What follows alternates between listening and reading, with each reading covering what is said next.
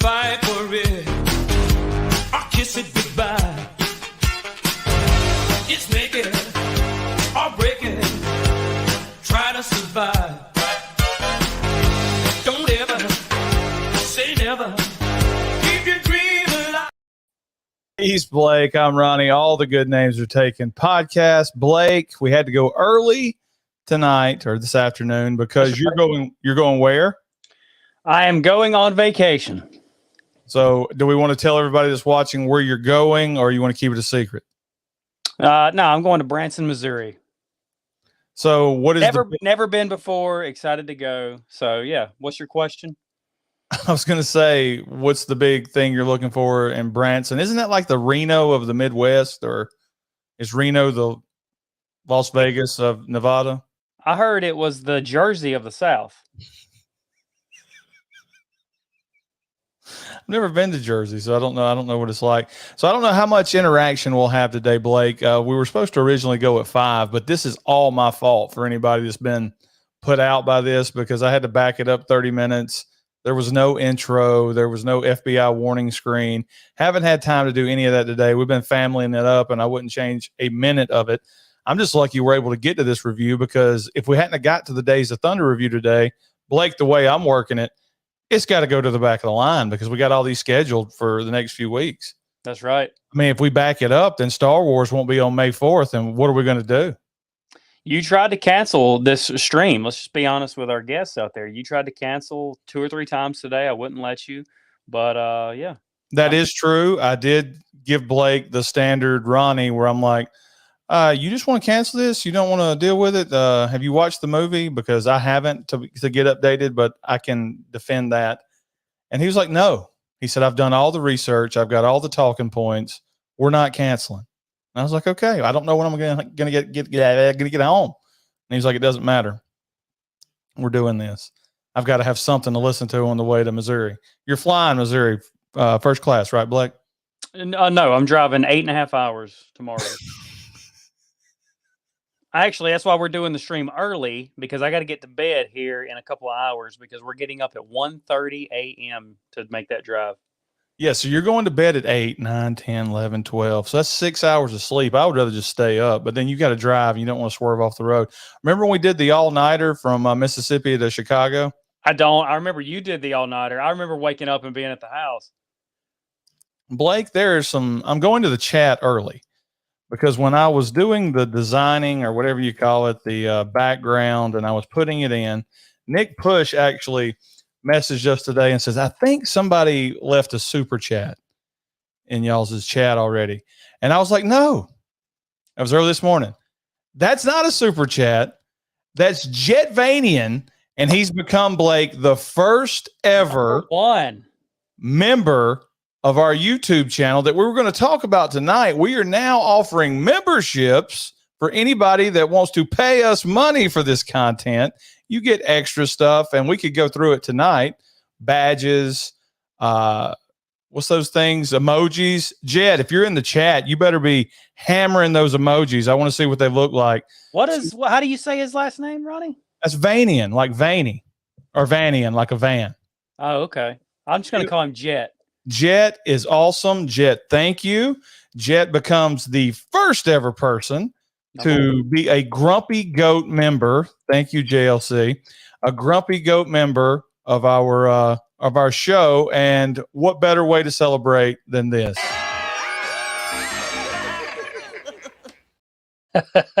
Have we told the Grumpy Goat story on YouTube, Ronnie?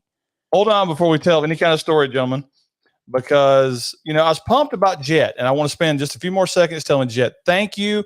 Jet, you are now... Okay, that's enough. I mean, how many times can you say thank you? You have access to a bunch of content that is rather old that you can go watch. There's hundreds of episodes of Macho Theater that will now be available for you with me and Harper. And you have a Commando review that is available through our Patreon and now our membership page that you can go check out. Ronnie, let me interrupt you. These guys are posting all kind of pictures in the chat. This is fantastic, man. I see Rip from No Holds Barred. I see Kramer. I see Axel Foley. I see Porky Wallace. I hadn't got to that yet, Blake, because I was fully intending to make this stream all about Jet. I don't know what show he came from, but he's been at almost every one of our live streams. We're glad he's here. We love the interaction. But then I log in just a few minutes ago and I see this.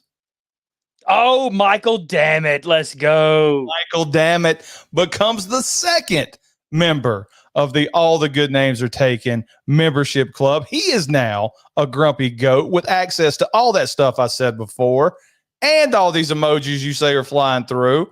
So and just like with Jet, he also gets the welcoming committee.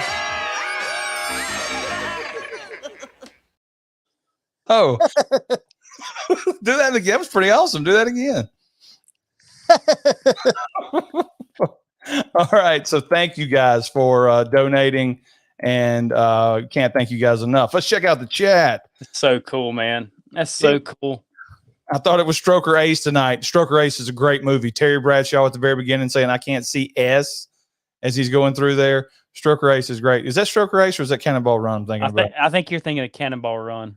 Possibly. Nick Push is in here. Nick Push's hard channel. Check it out around the clock. Everybody loves them. You get off of that. I don't know how to work the chat. How long before we lose that theme song, Ronnie? We're not.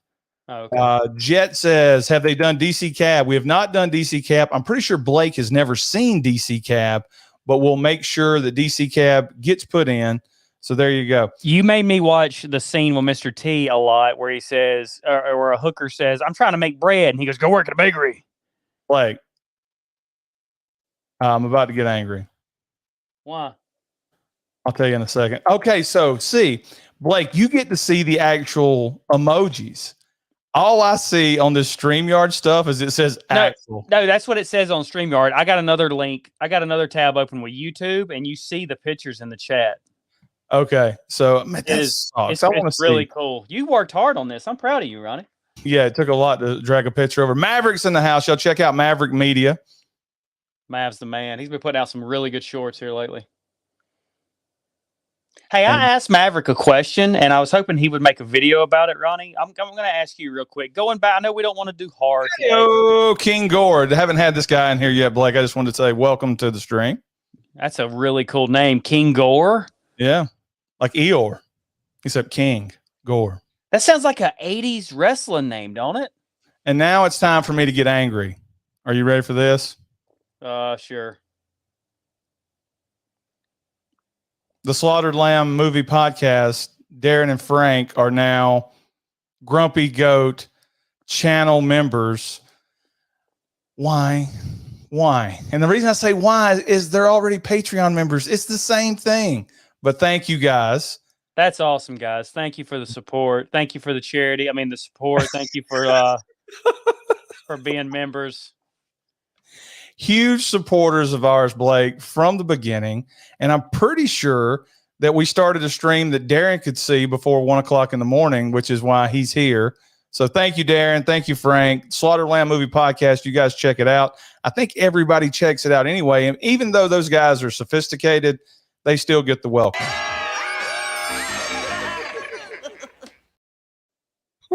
That's the best. It's still pretty late for Darren, though, right? Isn't it like, damn, he's just going to keep doing it. I'm gonna keep doing what? Yeah, I thought you hit me with the Pee-wee again.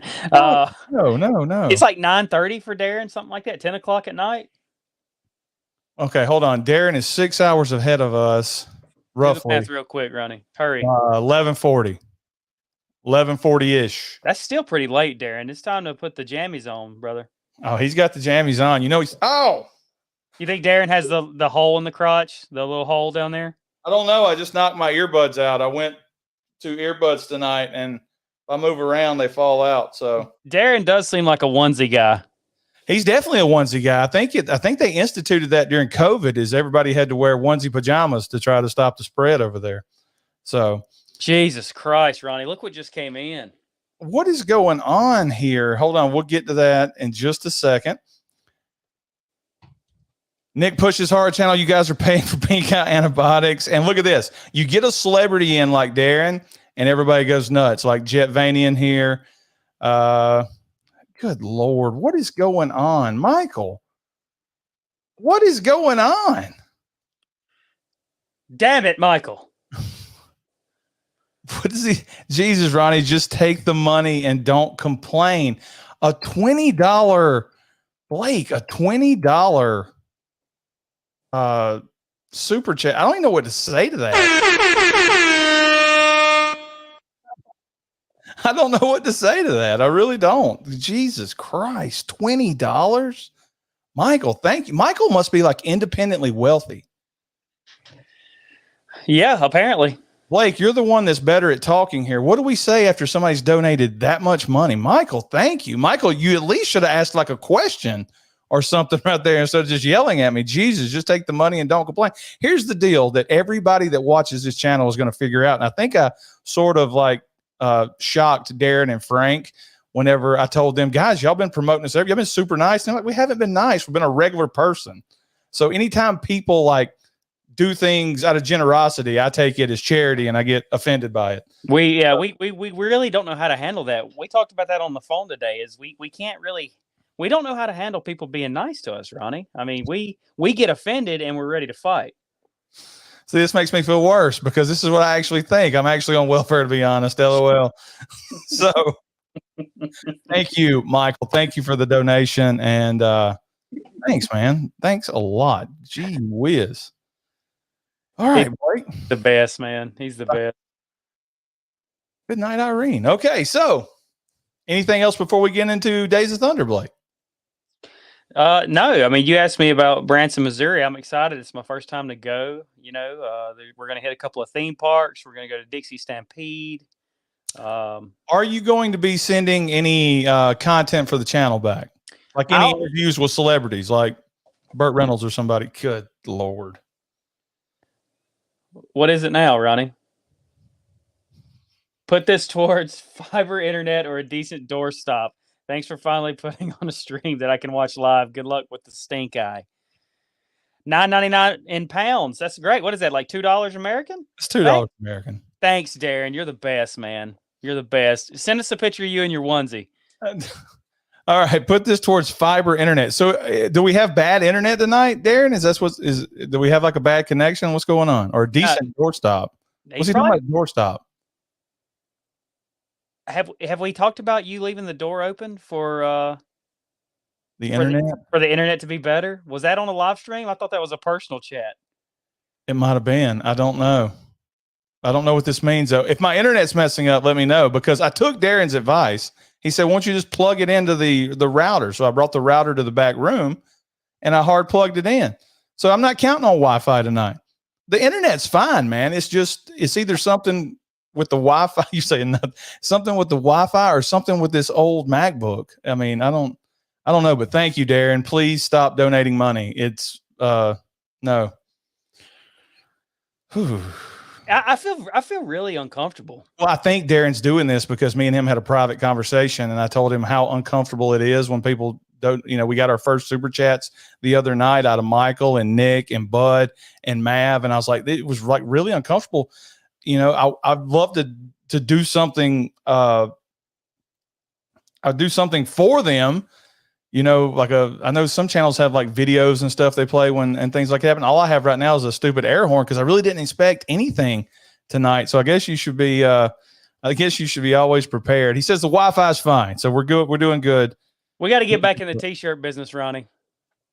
We got to get back in the t-shirt business. You come up with a really cool logo for us. You got the VHS tape. I love it. We got to get this on a t-shirt. We got to get the multicolors and we got to get it out to these people. I'm loving it. We got to get it out to our members, Ronnie. That's what we got to do. Darren in a onesie on a t-shirt. Like Willy Wonka, there's all wearing onesies in those long beds. There's all sleeping in the same bed. A cartoon Darren in a onesie, feet hanging off the bed because he's too tall because we found out Darren's like 6'3".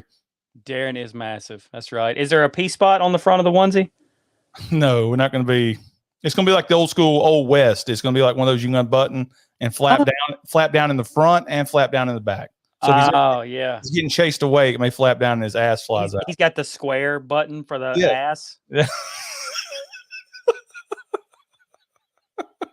I'll do whatever you guys want me to do in Missouri. Whatever kind of content you want. If you want me to film myself on a roller coaster, if you want me to film myself eating, I don't care. I'll do whatever you guys want. Blake can bring back souvenirs from Missouri for these people. Dude, Jet coming in with a brilliant idea, Ronnie. Edit on the back of the shirt is great. That is a good idea. That is a good idea. And it was, if you guys haven't watched it yet, we've got a posters video up, and we talk about how great it is to be back doing tape shows because of the edit button. So that's definitely awesome. That's definitely awesome, guys. Thank you. Thank you for the super chats. Good Lord. We are not worthy. Blake, today we're talking 1990s Days of Thunder. Now, I will introduce my history with this movie. Okay. Hold on. See, I bought an ATG and AT eye bath. So everybody's on you about the pink eye, Blake. Are we almost done? I mean, I've almost convinced Blake to adapt the glasses as his permanent look here. I think it's a cool look. I may even go with some glasses because I have those kind of eyes. The fat guy that gets killed off of the Keanu Reeves comic book movie. What's his name? Somebody in the chat. Johnny Utah. Yeah, Johnny Utah. No, it's like a John Wick. That's not John Wick. What's his name? Theodore Logan. What is the Keanu Reeves movie where he's the guy that the devil's in the movie? Shane Falco. It's not Shane Falco. Anyway, there's a fat guy in there and his eyes like twitch back and forth. And I feel like that's what my eyes do the entirety of the time I'm on a stream here. Neo. So, that's not Neo. The doctor's got me at about 86%, Ronnie. So I'm probably looking. I still got some downtime. The glasses need to stay on. I don't want to scare anybody, but yeah, I'm about 86% better right now. 86% better is good. I like it. There it is. This guy that never speaks, Joseph Adranio, Constantine. And Constantine is a fat guy and his eyes are constantly moving. I think he's the guy, spoiler alert, in that movie with John Cusack where they're all in that guy's head. Andriano, is that how you pronounce it? All right, everybody's coming in now. Where you guys at earlier when I couldn't think of this? Devil's Advocate is what Nick's Push says. So in 1990, I rented Days of Thunder, and I absolutely fell in love with this movie. I love Robert Duvall. I love Tom Cruise. I love Chess Rockwell is it Buck Bretherton or whatever his name is. I love Rowdy Burns. I love Fred Thompson when he shows up for a second in this movie. Everything about this movie was testosterone and guys, and it just felt right. And it wasn't until I got older that I understood that I was supposed to not like this movie because it was so silly. But hey, don't forget Carrie Elways. Carrie Elways, yeah. As You Wish.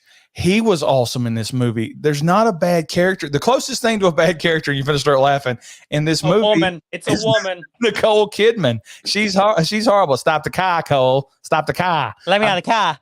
Let me out of the goddamn car, Cole. She's awful. I mean, but overall, this is just a guy's movie that you can put on and watch at any time.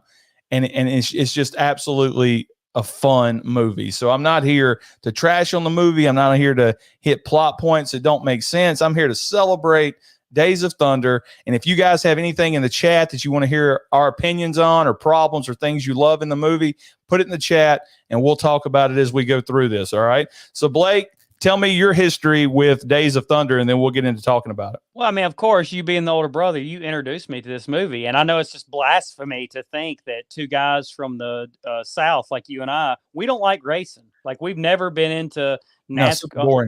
We've never been into NASCAR at all, ever. But this movie, I mean, greatest racing movie of all time. You can have your Fast and Furiouses, you can have your Talladega Nights and Cars and Death Race or whatever. You know, but this is 2000. This is the greatest racing movie of all time. And Ronnie, I said it a couple of weeks ago. It might have been on this stream. It could have been on Nick Push's channel. This should get the Top Gun 2 treatment this year. They should make Days of Thunder 2 with veteran Tom Cruise back to win Daytona. Does he come out of retirement, or is he still racing? Rubbin's racing, Ronnie. So this movie has a lot of stock footage from obviously NASCAR races. And like Blake said, I'm not a NASCAR guy. I'm not the kind of guy that's going to sit there and waste 3 hours watching guys go in a circle unless they promise me in 15 minutes there's just going to be like 50 flips or something like that.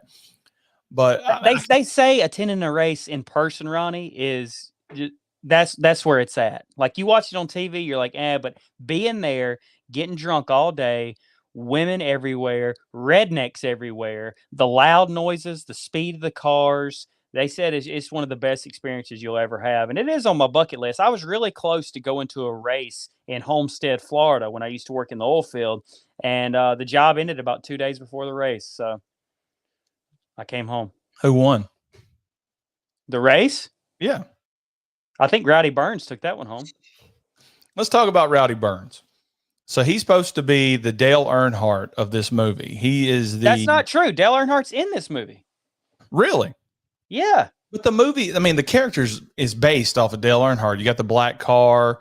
You got him, wrecking people left and right. The character's based off. I don't think you know anything. What are you talking about? I mean, seriously, did you read that, or is that your opinion? No, I'm going by when I grew up in the 80s and the 90s. Dale Earnhardt was known as, was it the Intimidator? The Intimidator. He would run you off the track. It's the exact same thing that Rowdy Burns does in this movie. Anybody in the chat that watches NASCAR, will you please tell Blake that I do know what I'm talking about this? Now, I couldn't tell you what happens at a caution lap or anything like that, but I can tell you that this character's based off of Dale Earnhardt, and you're still laughing. I don't give a shit if Dale Earnhardt's in the movie or not. Edit. I don't think he's supposed to be Dale Earnhardt. You don't think? Well, why did Tom Cruise? I read this on IMDb. Why did Tom Cruise ask Dale Earnhardt initially to be the Rowdy Burns character? Okay, that's a good point, but probably because Dale Earnhardt is the face of NASCAR. Yeah, and if you can't get the face of NASCAR, you go out and you create a character that looks like the face of NASCAR. The only thing Rowdy Burns don't have that Dale Earnhardt had was a mustache. So I also read this on IMDb. You know how I am with the IMDb fun facts. I don't believe most of them, especially when it shows me the list of women that supposedly turned down the role that Nicole Kidman got. Had like Sarah Jessica Parker on there. In 1990, Sarah Jessica Parker's taking any role that's offered to her. So is Molly Ringwald and a few of those other ones. That's what it says. Okay. So what was I talking about? Oh, another thing it said that got me really interested in this is that Tom Cruise initially approached Kurt Russell for the role of Rowdy Burns. Are you kidding me? Yes, Kurt Russell as Rowdy Burns, and it was something through that conversation that Kurt Russell learned about backdraft and went and done backdraft instead. So I don't know how, like I said, the IMDb stuff, it could be an idiot like me that's posting that stuff up there. But most of the stuff I don't believe, but just that idea that Kurt Russell could have been Rowdy Burns, I was like, holy crap, this movie would have been like 50,000 times better with Kurt Russell in this movie. It absolutely would have, but I got to admit, Michael Rooker killed it in this role, Ronnie. He really did. But I do like your idea that Kathy Bates would have been a much better doctor as the Nicole Kidman character. Let's check the chat real quick. Jet goes, have you seen Cronenberg's Fast Company? We have not seen it. Darren says, we don't have NASCAR. We have darts instead. Hey, Darren, Ronnie is really good at darts. Bullseye every time. It's true. Let's see. Allie, I've noticed this person. That's from the Nick Push horror chats, Blake. Hey, Allie, welcome aboard. Happy Wednesday, everyone. That's right. Jet says, Sarah Jessica Parker, it's not a horse racing movie. I love it. Nick Push, dude, Kurt Russell completely changes the tone of this movie. I agree 100%. Kurt Russell's Rowdy Burns, but you would have to fix the character problems with the Rowdy Burn character. No, you wouldn't. In the beginning, Rowdy Burns is a heel. You don't like him because, he's rubbing Cole, and then he has the wreck, and you start to feel sorry for him because he wants to continue racing even though he can't because his brain's bleeding. And he's going to lose his house. He's going to lose everything unless Cole rides. Kurt Russell could have played that part just as good, Ronnie. I mean, yeah, but I think they wrote so many pages for Rowdy Burns, and then we're just supposed to forget him. And I think you can do that with a Michael Rooker. I don't think you can do that with a Kurt Russell. And what I mean by that, I see what you're saying. Yeah. Okay. Rowdy Burns is the face of NASCAR. What the hell am I watching? He's winning every single. See, this is the problem. If you see me looking down, I've tried to switch to earbuds, and every time I move, like I pull them out of my ear. So I don't even know what to do, Blake. But anyway, I don't know what to do with my hands right now. He's the face of NASCAR. And then he has one wreck. He has the incident where he has the brain bleed. And then the next thing you know, he's begging Cole to finish in the top 5 of this race so he can keep his sponsor and he can, keep his house. So you're telling me somebody that's made that much money over the years loses his sponsor with an injury? That makes 0 sense in this movie. Makes 0 sense. And I don't understand NASCAR, and I don't understand how NASCAR was in 1990. But when you got the person who's on top, the number one driver in the world, and you're talking about pulling your sponsorship because he can't finish one season, that's not going to happen. That sponsor is going to be with him until the contract runs out for 3 or 4 years. And if that sponsor does decide to back out, Ronnie, there's a long line of sponsors waiting in line to jump all over that. So, I don't really buy that, but I also don't understand it. So if you're a NASCAR fan in the chat, help us out. Is that realistic? No, it's not realistic. Because earlier, Ronnie, I know you hadn't watched the movie. I don't think you watched. You hadn't watched the movie in about a week, but I didn't watch. Okay, you want the honest truth? I don't. I'm talking. He said at one point he says the sponsors only care about me, but then later on he contradicts himself and he goes, the sponsor doesn't care about the driver. They only care about the car. My car has to have a good showing at Daytona. It's got to have a top 5 finish and they'll pick up the tab for the rest of the year. So it's like, what, they don't care who drives. So they don't care about if it's Rowdy Burns. They just care about the number on the car. And how in debt is he? He's made all this money and he's going to lose everything. What an idiot. What an idiot. That's all you got to say. If you've made millions of dollars and you're still on the verge of losing your house if you don't finish in the top 5 of a race, you're either a cokehead or you're an idiot. And the bottom line. So let's start from the beginning, Blake. Like every good story, let's start from the beginning. So, Harry, you asked a great question. Can anyone just buy a car and start a race team? Randy Quaid, before he went nuts, Randy Quaid this is actually one of his non-nutty roles, Blake, because he's playing like a straight guy in this movie that owns a car lot. He wants to start a NASCAR team. And real quick off the top of your head, name another movie he's normal in. Hard Rain, where he's the crazy cop. Okay. Is that Hard Rain? Well, Christian Slater? Yeah, sure. Name another movie he's normal in, and you say he plays a crazy cop. Moving with Richard Pryor. There's not another movie that he's normal in, I don't think. I'm trying to think, but I can't. I can't either. He's not normal on Twitter for sure. So he's trying to start a racing team, and he gets Robert Duvall, Harry Hogue. How do you say it, Blake?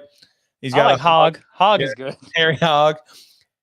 And he's the best in the business. He's the best pit crew boss in the business, but his driver, we find out he's had a guy that died and NASCAR was investigating him. Am I wrong by saying NASCAR was investigating him, Blake? No, that's right. And you're going to have to explain this whole situation to me with the guy dying the year before. That's true, Mike. The guy dying the year before, and is Harry lying to Cole? Is he lying to John C. Reilly? I mean, it's just the whole situation is bizarre. So Buddy Bretherton was a famous NASCAR driver, supposedly, and Harry Hogue was his pit crew boss, whatever you're supposed to call it. I'm sorry if I don't know it. And he died in a race. Crew chief, there you go. And during the investigation, it was said that he had some kind of leak into the car and he went unconscious and he went into the wall and died. Later in the movie, Robert Duvall opens up to Cole Trickle, to Tom Cruise, and he tells him, he goes, NASCAR said that there was a leak and he was passed out and he was dead before he hit the wall. He goes, if he was dead before he hit the wall, then he was the most talkative dead person I've ever heard. So it's like he was blamed, or either he blamed himself for the car having a leak, or maybe they lied and said that the car had a leak, or he just doesn't want the finger pointed at him, maybe. But he also said something along the lines of Buddy was blabbering all over the radio saying a bunch of nonsense too. Yeah, is it possible that there was a leak and it made him, I'm not going to say delirious, but it got him high pretty much? Yeah, possibly, but I just took that line as he was yapping the whole time, so he wasn't out because of a leak. He just made a mistake and wrecked because he got scared. Because later when Cole loses his confidence, but it's also another part of this movie I don't think they talk about enough. It's like Harry Hogue has taken on Buck Bretherton, John C. Riley, to raise because of the guilt he has for his father dying. I mean, he's on this crew and he's really hard on him like a father figure, but it really doesn't make sense, Blake, if he's doing that after just 1 year of this guy's dad being gone. I mean, it's been like 7 years ago and he's been on his crew the whole time. I could understand that more. But like I said, I'm not here to point out plot holes. I'm here to point out just how great this movie is because Randy Quaid has to convince Harry Hogue, I'm just going to call him by the real names. Randy Quaid has to convince Robert Duvall to be his crew chief. He says he's went out and he's found the best sprint car driver in the business. So he's rented out a track. He's rented a car. He's actually using Rowdy Burns' car. He's worked it out with his crew chief that he's going to use it. It's actually Joe Kane's daddy's the crew chief of that crew. And that's also the guy from Maximum Overdrive too, right? Right.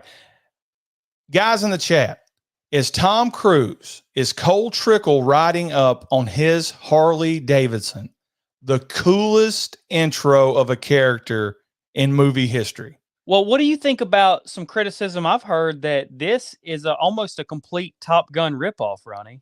Well, without a doubt. The only thing they didn't say is the need for speed. But his introduction to this movie out of the fog or the smoke, whatever that's supposed to be, is amazing.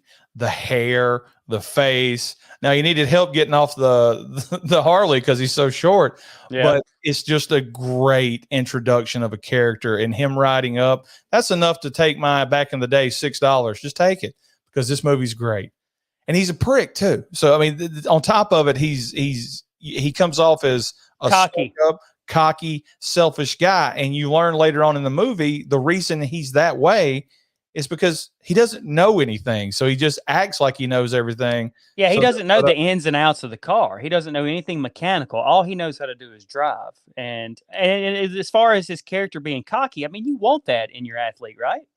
I think so, but I also think when it comes to Southern and it comes to NASCAR, that those crew pit bosses or crew bosses, crew chief, whatever, they want the guys that's going to be coachable. They want them to listen.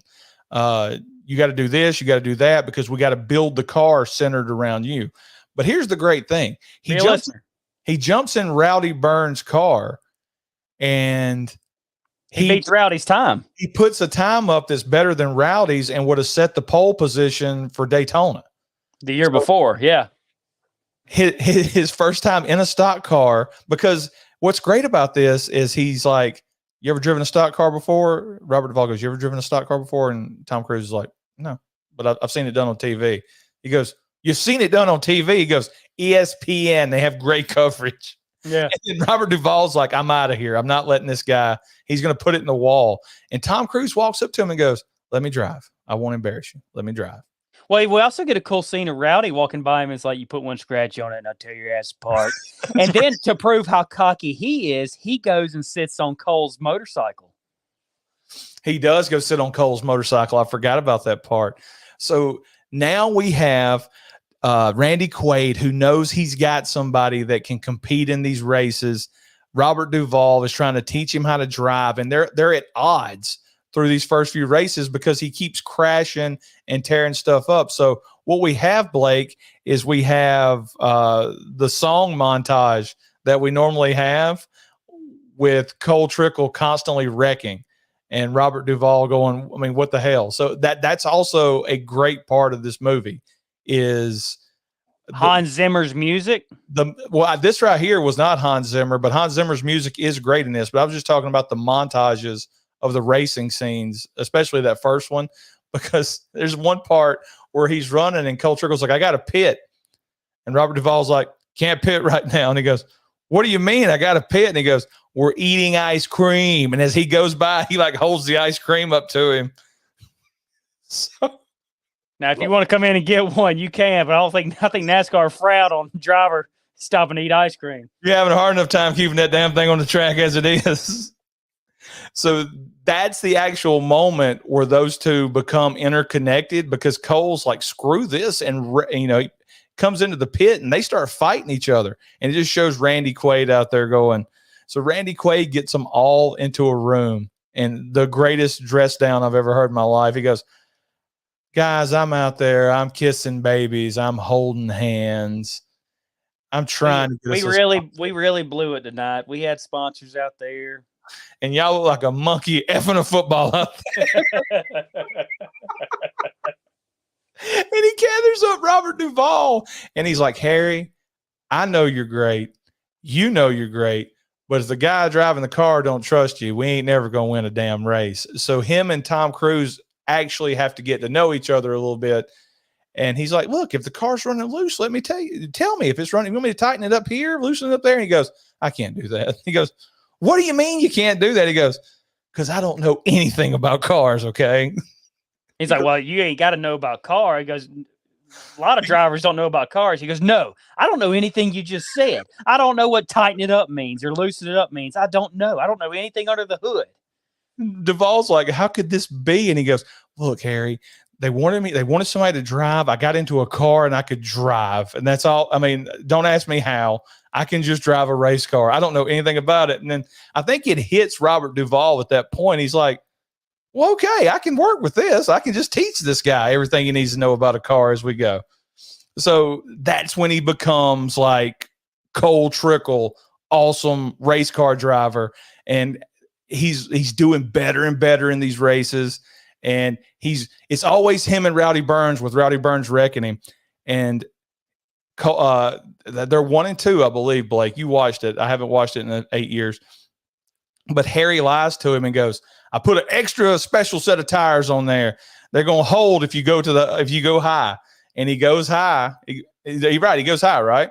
Yeah, he don't have the balls to pass me on the outside. Yeah, he goes to the outside and he wins his first race. And oh man, it's a big moment, because if he didn't finish that race or have a good showing in that race, it's over. Randy Quaid can't afford to do it anymore. So by winning this race, they get a sponsor and they're able to continue the season. But I think the original point of this discussion, Blake, is you said, can anyone just buy a car and start a race team? I'm pretty sure that's not possible. I'm pretty sure there's all these fees that go into creating a race team. You just don't start out at the NASCAR level. So that's kind of unrealistic right there. But the fact that this used car salesman in North Carolina was able to, get funding for a car and find the right driver and find the right crew chief and win all these races, that was pretty awesome, because he becomes super successful because he adds the second team whenever Cole Trickle gets back from his injury.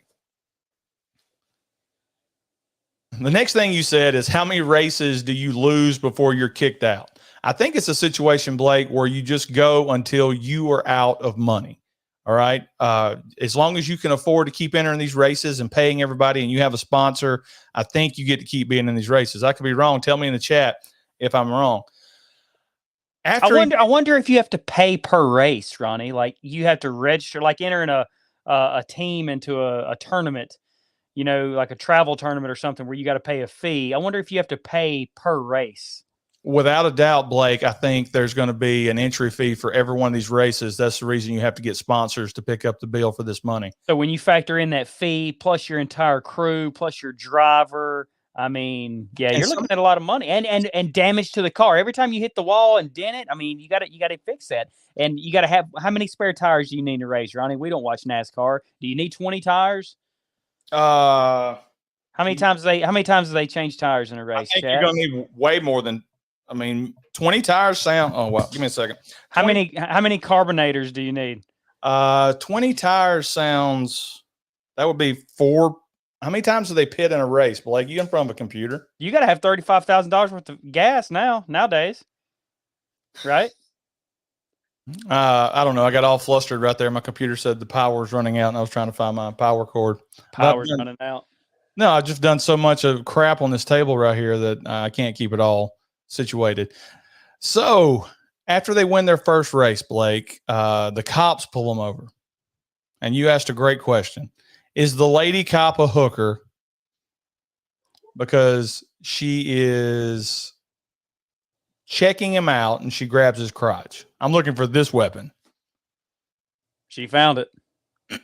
So the reason I ask, Ronnie, is are all these people in disguises or is it just the woman? And if it's the woman, is she a hooker? And if she's a hooker, so the police are bringing the hooker to Cole Trickle? see, I added something to your question where you said, is the lady a hooker? I added, are the male cops strippers? Because it wouldn't make much sense for the state patrol, whatever place they're at, to drop off a hooker. Yeah. So all three of these people have to be hookers / strippers, right? I would think so. And fun fact, this chick ended up marrying the director, Tony Scott. Really? You know, was it Don Simpson was in this movie as another bad guy character, but they cut it out because they said it was so bad. I'm drawing a blank on who that is. No, he's not in the movie. They cut it out. No, I mean, who is Don Simpson? Oh, he's one of the producers, Bruckheimer and Don Simpson. The chat says it's a public service that the lady was doing. So Harry and the pit crew buys him a prostitute when he wins his first race, and they have the local authorities deliver the prostitute to him. And this is all because we have to bring this up because later in the movie, when he's hurt, after he has the wreck with Rowdy Burns, he's in the hospital and a woman doctor comes in, and Tom Cruise, his mindset is if a woman is in a hospital, it can only be a stripper or a prostitute because there's no way she's a doctor. Yeah, well, I was going to say it had to be a stripper or a nurse. Well, how about that? A side we don't have to fix. Great line, Michael. I love it. And Robert Duvall kicks it in and says, I don't want you spoiled, Buck. Well, he when Nicole Kidman walks in and he's like, oh, this is good, Harry. This is good. She's realistic, Harry. He's like, Doc, ain't this what you're looking for right here? She says, it's very interesting, but it's not quite my specialty. And then Tom Cruise goes, is she real? And they go, oh, she's the real deal. And they all start, he's like, get out. Everybody get out. They're laughing at him because he did that. Idiots. They're drinking moonshine too, Blake, in that trailer. Do you see that clear liquid that they're pouring in? They're drinking moonshine. I don't know if many people in the chat know what moonshine is, but if you're in the South, you definitely know. Moonshine's like a nationwide thing, though, now, right? Oh, yeah, for sure. Everybody knows what moonshine is.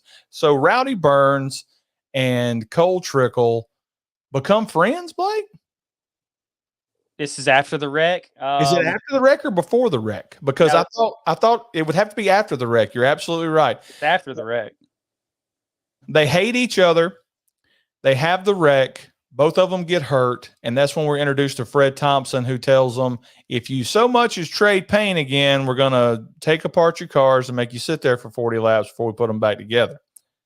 And he goes, also, you're coming to dinner with me tonight. And both of them go rent rental cars, and they beat the hell out of them on the way to dinner. And that's when they bond and become friends. Hey, I watched a special today about that scene, about the rental car scene. Ronnie, if you pause it just right, there's one scene where they're driving on sand. They're driving on the beach. Really? Yeah, and you can't tell it if you watch it live, but there's a scene, if you pause it just right, you can see the stunt man's head after the car rams into each other. His head goes through the driver's side window. Legit. The director, Tony Scott and Bruckheimer, they all told him, they said, run these cars until they don't run anymore. And they just they went to town, started running into each other, running into everything, driving in sand. I mean, it was a really good scene. And you're right. This is the part where they start to bond because they did this because they're competitors. And at the end, they got to come up with a story together. Yeah. You know, what took so long? Traffic. You know, and they sit down and they eat. And then that's when they go, he goes to Rowdy's house and meets the family, and they're riding in the boat. And there's two trips to Rowdy's house, and they're drastically different. Like the first time he goes to Rowdy's house, he meets Rowdy's family. He takes Nicole Kidman with him because they bonded over that molestation part of the movie. And you get to see the wonderful life that Rowdy Burns has carved out for himself. Then Cole Trickle, while he's out, let's talk about the Randy Quaid character for a second. While Cole Trickle's out injured, Russ Wheeler steps in as his backup driver. And Russ Wheeler is winning every single race he's in. And when he meets Russ Wheeler for the first time, Harry goes, "Hey, you want to meet Russ?" And Russ walks up and goes, "I'm just honored to be driving your car." And he goes, "I'll never be able to drive it as good as you do." And like Robert Duvall's sitting there looking at him like, this dude's really kissing your ass right now. You're not even paying attention. But while this is going on, they find out something's going on with Rowdy. All right. Rowdy has not been for his checkup. They go back out to his house, and you have a note. Here's the reason I'm doing the long way around for this question. You have a note that says, on the second visit to Rowdy's house, had he just got done beating his whole family's ass? And that makes it. Well, he walks up, and the wife is crying on the porch. Yes. And that's usually a sign that there's been some domestic abuse. And they go in, and the kids are crying, and the wife's crying. He's out back, Cole. Or he's playing in the pool room or whatever, and he goes in there and he's like, "You're going to the doctor," and he goes, "I ain't going nowhere." And for some reason, the doc makes him hold his arms out like that, and he falls out, and that's when you figure out that he has a seizure. He has a seizure. You're mixing the two scenes up. The seizure's during the first visit, Ronnie, where they ride the boat, and you see that Rowdy's like, "Yeah, we're buying that plot of land up there on the lake, and I'm gonna build my new house. I got to win a couple more races." That's when he has the seizure while driving the boat. She shines the light in his eyes. He passes out. Tom Cruise goes and throws up. When he comes back in, he goes, "Where'd he go? What'd you do? You throw up? Yeah, you threw up, didn't you pussy?" So when he comes back, it's just Tom Cruise. So and also sprinkled in between that is a bunch of fear from Tom Cruise. Yeah, his races. He blows up the motor himself. Yeah, he's constantly seeing that turn where he got into the crash. He's just not the same driver he's always been. Fear of everything. Fear of driving. Fear of not being able to do certain things again. And Nicole Kidman even says to Harry, she says, "Why is he doing this? Why won't he go in and see Rowdy?" He goes, "Well, why would he? No driver is going to go in there, because if they go in there, they're going to see what could happen to them." And what we left out is Randy Quaid starts a second race team with Russ Wheeler as the other driver, and Russ Wheeler continues to win races even after Cole Trickle comes back, and Cole Trickle gets bumped or rubbed by Russ Wheeler and then he runs his car right into Russ Wheeler's car after Russ Wheeler's won a race. And Randy Quaid's like, "You destroyed both my cars." And he fires the entire Tom Cruise section of his race team. So they're all fired. So he doesn't have a job when he goes back to Rowdy Burns' place, because when Rowdy Burns is in the hospital, that's when he gives him the sad story of, "You got to drive my car. You got to finish in the top 5. If you do that, I keep my sponsor, I keep my house, I keep my family." All that bragging I was doing in the boat, I'm upside down on everything. So now you know that credit score is 208. I've pissed away every bit of this money that I've won. That's right. And so Cole Trickle has to get in Rowdy Burns' car with a brand new sponsor. Doesn't make any sense. Isn't it interesting that who's the big boss that threatened Rowdy and Cole? Fred Thompson. So Thompson, he gives them all these warnings, and then Cole goes and does that. He continues to drive after a race, and during Russ Wheeler's victory lap, he rams into him, and then he's gonna allow Cole Trickle to be back on the track. Ronnie, no, he's absolutely done. And just like Russ Wheeler, when he's talking about Cole Trickle coming back, Russ Wheeler goes, "If he gets close to me, I'm gonna put him into the wall." They wouldn't have let Russ Wheeler race in that race if he's making threats like that. You can't just say, "I'm going to kill somebody out there with my car," and then let you race in Daytona. I know enough about NASCAR to know it doesn't work like that. Tony Stewart can do that. But the best part about the NASCAR races, Blake, is when they all get out of the car and they start trying to fight, and they're throwing their helmets and stuff at each other. Yeah. Nobody ever just squares up and does like a double leg takedown. And I'd get out and I wouldn't take my helmet off. If I don't take my helmet off, I can't get beat up. So you weigh 120 pounds. Quit acting tough. All right. Your next question, Blake, is the CTE storyline seems to be forgotten in this movie. We never figure out towards the end, did Rowdy Burns, did the surgery fix his brain bleed? Will he get to race again? What's the conclusion to that character's story? Yeah, and I thought during the race, we would get a shot of Rowdy in the hospital listening to the race, Ronnie, or maybe even watching it on TV, Lou Brown, Major League 2 style. I thought we would get something like that, but it's like after that scene, that hospital scene's it for Rowdy. Like, you don't get nothing else. That's the reason I said if they'd have went with Kurt Russell, they would have had to fix this character. I mean, if you cut to Rowdy Burns in the hospital and he's doing this, I mean, that's all you need. All you need is him nodding, you know? You're right. Football mentality. Never start a fight without your helmet. Keep the helmet on, you'll be safe. Right, Michael. I thought that was Rowdy Burns saying, gentlemen, start your engines at Daytona, but it wasn't. IMDb let me know that that's Burt Reynolds saying, gentlemen, start your engines at Daytona, which makes this movie another 50,000 times better because it's got the bandit in it. Yeah, now it's 100,000 times better than I originally thought it was. Okay, so Ronnie, am I still right saying this is the best racing movie? Does Smokey and the Bandit count as a racing movie? Smokey and the Bandit does not count as a racing movie. Smokey and the Bandit is a car chase movie. Yeah, it's a police chase. Yeah, it's a police chase. Cops are chasing. Okay, so I'm still in the good. You're still in the good, and I'm right there with you. This is the best racing movie ever made. Cole has to beg Harry to do one more race with him. He even tells him again, I won't embarrass you. Let me drive, Harry. I won't embarrass you. Let me ask you something, Harry. Before Buddy crashed into the wall, what was he running? What place was he in? And that's when Harry tackles him and says, you're going to die in that car. That's exactly what he says. In this race, Cole Trickle still sucks. He still sucks. And it wasn't until there's a big pile in the turn that Harry goes, drive through it, Cole. You're going to be fine. I believe it. I believe it in my heart.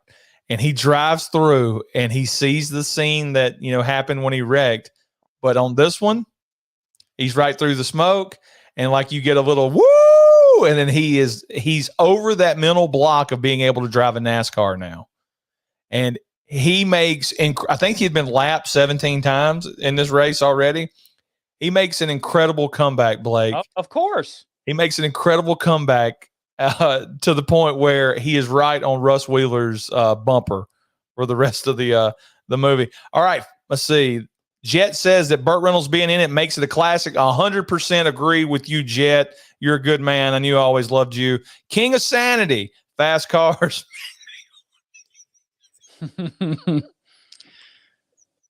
kind of car do you have, Ronnie? Do you have a fast car?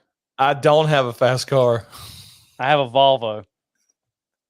Allie says, have you watched Driven with Sly? It's pretty good too. Fun fact, I went to the movies and saw Driven, and the quarter trick, he dumps a quarter out on the track, goes all the way around, and runs over the quarter. It's stuck to his tire. Yeah, I remember that movie. The greatest part about Driven to me is the trailer. I saw the trailer in a movie theater, and I was like, this is going to be the greatest racing movie ever. I do think the movie's okay. It's not one of my favorites. I think the problem with Driven is the movie takes itself way too seriously. Yeah. It takes itself entirely too seriously because Stallone's trying to make a serious racing movie. We need to revisit that. Oh, Michael, you're right. Cars 1 is fantastic. It's a really good movie, but it's ruined by part 2 and part 3. This guy's filthy. Who do you think this is, Blake? Do you think this is somebody's burner account? I'm starting to think, King of Sanity, I'm starting to think that name's not true. He has to pit. And there's something happens to the car, Blake. You're going to have to remind me. The gun jams. That's changing the tires, Ronnie. The gun jams. And there's some linkage twisted. No, something Oh, okay. I know what you're talking about. I was talking about when he came into the pit at first place and he comes out like second to last. You're talking about after he gets hit by Russ Wheeler, something happens to the transmission. The gas pedal sticks, and he's flooring it constantly. And then after he takes another hit, he's like, "Good news, Harry. The gas pedal's unstuck, but now the only he comes in backwards. The only gear that works is reverse," and he comes into the pit, in backwards. But before that happens, Harry's done given up. He said, "Just push the damn clutch, Cole, and let it blow up. It's over." So he comes in reverse, and they're drastic. He goes, "Just give me the high gear. I just need the high gear." And they have to beat the pace car. And like this is the most tense point of the movie because the pace car is coming. And then like Randy Quaid, who has went from face to heel, now he goes back to face. And we learn, because one thing we didn't bring up, because we're such good discussers of movies, Blake, is the night before the race, they find something wrong with the engine. It's got a leak. And then the next day he asked Harry, he goes, "We got an engine?" He goes, "Yeah, we got an engine." He goes, "How'd we get an engine?" He goes, "We stole it." He goes, "You stole it." And he goes, "Don't worry about it, Cole." So Randy Quaid's standing there and he goes, So all he's got is the high gear. Yes. So the pit crew is having to push the car because we're not car guys, Ronnie. But if you don't have that low gear, it's not going to start off going. You got to get it going first. So Randy Quaid yells at his team, "Y'all get out there and help push that car." And then they get it out there. Cole beats the pace car. And then as he come back, Harry shakes Randy Quaid's hand. And the pit crew for Russ Wheeler says, "Hey, what's that all about? That's against NASCAR rules. You can't help another team." He goes, "I'm not helping another team. That's my engine in that car. I paid for it." And You're right. It like totally redeemed himself, like Harry Dunn said. So he gets around and he comes from last back and he gives the Russ Wheeler salute back to Russ Wheeler. He like hits him and goes, like he does every time he's in his, and then at the end, "Remember me?" And then at the end, he goes by and wins. And Cole Trickle has won Daytona. Everybody's cutting up. He looks over there and like Harry's just sitting on the edge of the pit crew. He just can't believe it, Ronnie, because it's like Cole said, there ain't nothing you can't do in a race car. He wins that, and he's over there, and he goes, "I thought he's going to get over," and he's died of a heart attack like Curly and City Slickers. It did feel like something like that was going to happen, didn't it? And he's like, he goes, "You were right. I mean, there's nothing you can't do in a race car." And he goes, "Well, can you walk, or do I need to carry you?" And he goes, "Where?" And he goes, "To the winner's circle or victory lane," or wherever he says. And then we get the best race of the whole movie. Those two running. Walk. Hell, I'll race you. And then Robert Duvall gets up and he starts running, and you can tell Tom Cruise is taking it easy. And then Robert Duvall turns it on. He effing turns it on, and that's real laughter from Tom Cruise, because Tom Cruise has to turn it on just to keep up with his old ass. It's fantastic, and it ends with a steal of them smiling really big. And speaking of smiling really big, as Tom Cruise passes the checkered flag or whatever and wins the race, we get a great like 7-second shot of him smiling with the sun on his face, like, and it's probably the shot of the movie for me. But yeah, man, what can you say about Days of Thunder, Ronnie? Best racing movie ever, still holds up. Made 1990, didn't make a ton of money. I think the budget was like $60-70 million. Only it made $157 million. It's not a ton of money. But back then it was, but it still barely made money because they went so over budget with this movie, and it was like crazy expensive, everything they did, and most of them were on cocaine. And it made another $40 million in rentals. It's made a ton of money, but this is the movie that caused the split between Bruckheimer and Paramount, and he went to Disney after this. But Blake, this is a great movie. And the last thing you said on your notes, and we're going to wrap this review up, is you said Russ Wheeler was an excellent heel. He should have had a bigger role. And you're absolutely right. I still don't know how to say his last name, Ronnie. Elways? You're right, Kyle. He was flying. Carrie Elways. He was boogieing. Carrie Elways, we love him in Princess Bride. He's in a bunch of other good stuff. We love that episode of Seinfeld he's in. But he should have had a much bigger role. I mean, it does show him with the cool flat top, and he's dating a chick that's got a flat top, which is weird. But he's driving the Hardy's car. He's just such a cool, quiet, calm guy. All his interviews are cool, but he should have had a much bigger role. I mean, I don't know.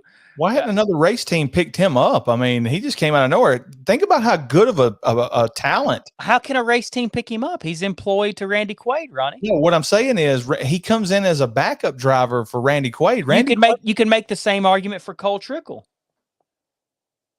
Okay, but what I was going to say is how big of a finder of talent is Randy Quaid? He goes out and finds Cole Trickle, and then he finds Russ Wheeler. That is best in the business. Yeah, I mean, he's found two of the. I mean, you want to be in his thing. King of Sandy. I like watching kart races, but I had to stand several yards outside the track because the car. What in the world? It gets so silly. The sillier it gets, the more it gets me. Greatest villain in Twister. You're absolutely right, Nick. He's the villain. It's not the tornado. No, it's him because he's the bad guy trying to put Dottie out there, and the tornado gets him. Dorothy, whatever. I would say the Twister is the villain in that. But no, he should have had a bigger role. All right, Blake. Days of Thunder, an amazing movie that we somehow went minute by minute and finished it in an hour. Also, before we rate this, Cary Elwes should have been bigger. I mean, he should have had a bigger career than what he had. He was a great actor. The British accent was great. He could do serious movies. He could do crazy movies like Robin Hood in Tights. He could do silly. He could do serious. He could do action. He should have had a bigger career than what he actually had. Yeah, I thought he'd be bigger. Allie says, loved him in The Crush with Alicia Silverstone. And hey, Halloween Movie Collector, guys, go check out their channel. They had a great Halloween 3 live stream last night. I was able to catch a little bit of it live and the rest of it this morning when I couldn't sleep. Great guys with a ton of money and also a lot of money to spend. Kyle with a great point in reference to Russ and Cole being on the same team. That's not going to work out like you think it's going to work. I don't think that means what you think it means. Blake, Days of Thunder. Yeah, it's 10 out of 10 for me, Ronnie. It's 10 out of 10.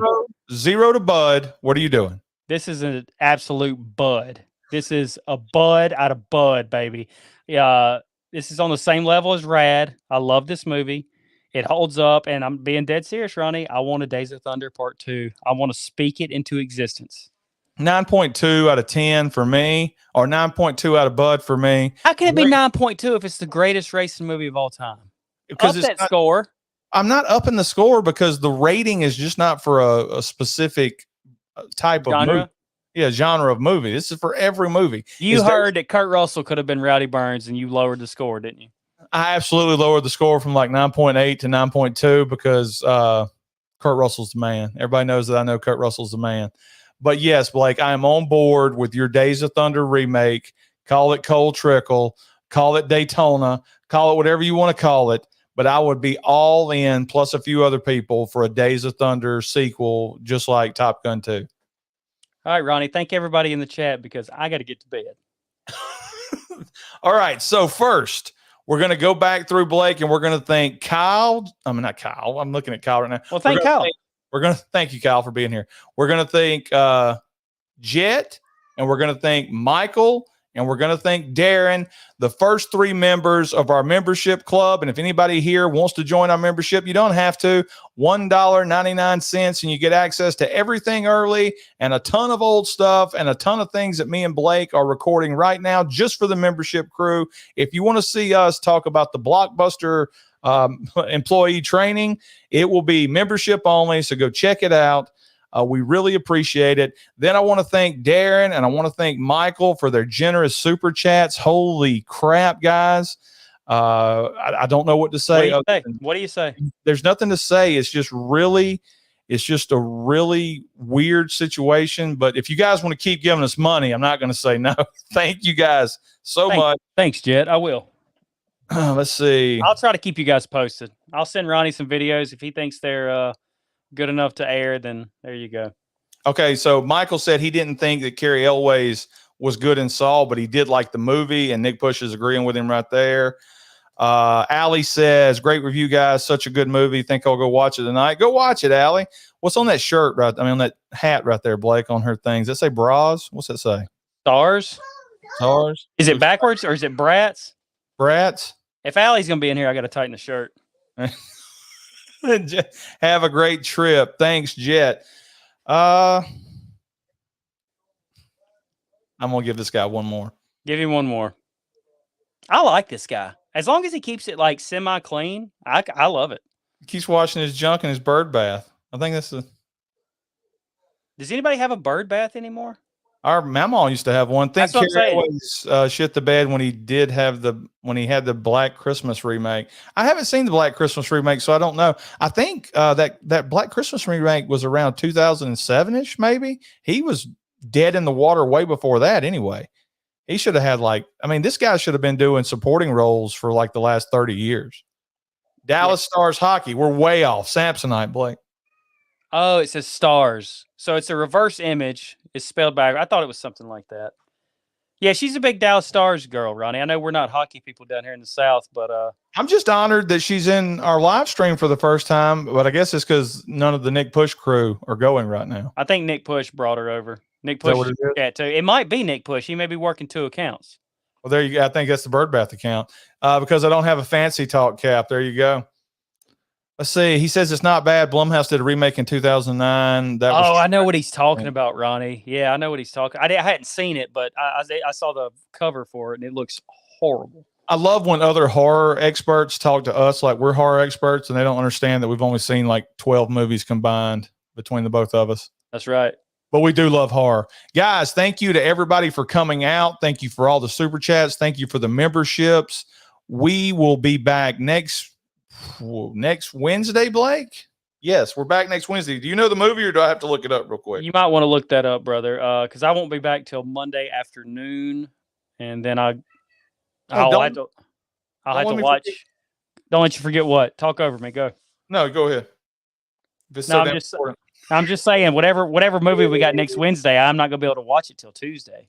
That's fine. It's a movie we've seen before. Let's see the list right here. So we have. Jet said, "Will you please get on the t-shirts, Ronnie? Will you please work on something? Get some kind of format going and tweet it out. Get something going. Let the fans vote on what the shirt looks like." Get on the t-shirt. Okay, Jet, let's add a few more hours of the day, but we'll get on some t-shirts for you guys. Especially, how about this, Blake? For the first 12 members of we're doing 10 or 12. The first 10 members of our membership program gets a free t-shirt.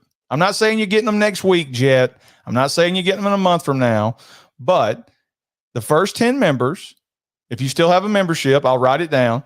If you still have a membership, whenever I get the shirts made, you'll get a free t-shirt and I'll get on it with your sizes. You okay with that, Blake? Well, I mean, honestly, no. But you need to be in charge of this because I'm like Oprah. Because right now I'd be like, everybody gets a t-shirt. Everybody in the chat, you get a free t-shirt. T-shirts are freaking expensive. I don't want to send Doesn't matter. I'm Oprah.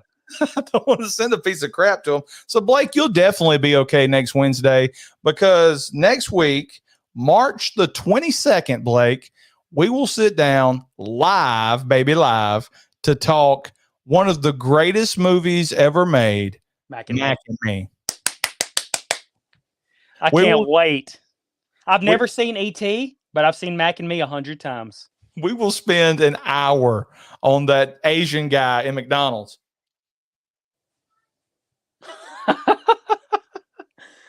Oh, it's fantastic. All right, guys. For Blake, I'm Ronnie. Hey, thanks for coming out so early, Ronnie. You and everybody in the chat. Thanks for coming out and supporting us at 5:30 in the afternoon. Yeah, guys. Thank y'all a lot. Y'all have a great night, and we'll see you guys. Oh, I wanted to bring up Boz real quick before I hit the button, Blake. There's a good chance that me and Boz may possibly go live tomorrow night with a Top X episode, or it may be taped. You know, Boz doesn't do live. Now, for those of us who didn't follow the show a year ago, who is Boz? Boz. Is he that kid playing poker in the intro? Yeah, he's one of the guys in the intro that's disappeared. But we will be doing. Apparently, Boz doesn't watch the show, but he wants to do a top 10 list of worst sequels. So he wants to recreate a video that you and I did a couple of weeks ago. Yeah, it's done. Instead of top 5, he wants to do top 10. So that's why he's the best. That's why he's the best in the business. Anything else, Blake? No, that's it. Everybody in the chat, I love every single one of you. Our new members, don't forget, you're entitled to 1 movie review request, so get those in, and we'll see you guys next time, Blake.